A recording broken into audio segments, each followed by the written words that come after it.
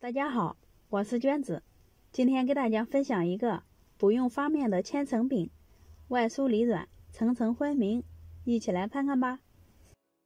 我们先准备400克的普通面粉，少加一些盐，增加面的筋性。倒入260毫升的温水，边倒水边搅拌，一直搅成柔软的大面絮，再下手揉成面团。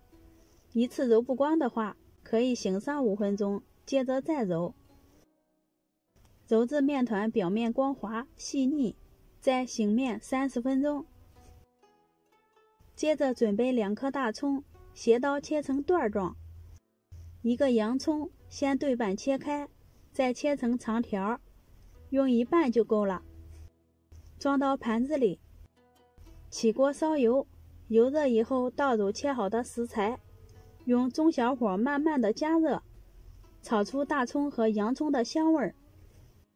把大葱和洋葱的水分都榨干了，即可关火。然后将葱油倒在碗里放凉备用。醒好的面团取出来，不用揉面，直接搓成长条状，切成3个大面剂。取一个面剂给它搓长，再用掌心压扁，擀成一个长方形的面饼，厚度约0.3厘米就可以啦。均匀的刷上一层葱油，用葱油烙出的饼吃着更香一些。再撒上一些干面粉，这样更容易出层次。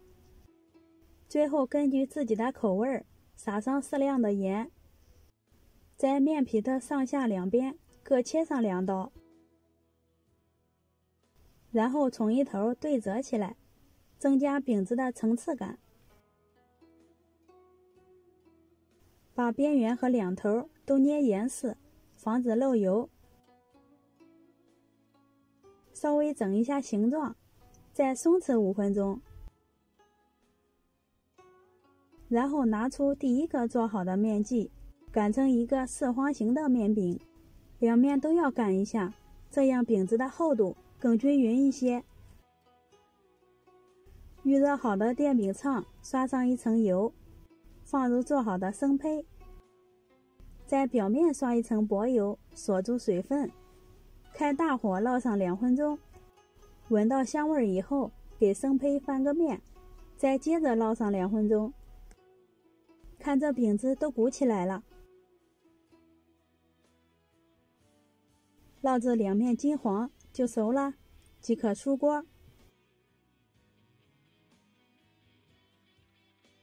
切开给大家看一下效果，里面层次分明，做法也不难，比发面的更简单。咬一口外皮有点酥，里面柔软筋道。冬天发不好面的小伙伴们可以尝试做一下。今天的视频就到这里啦，我们明天见。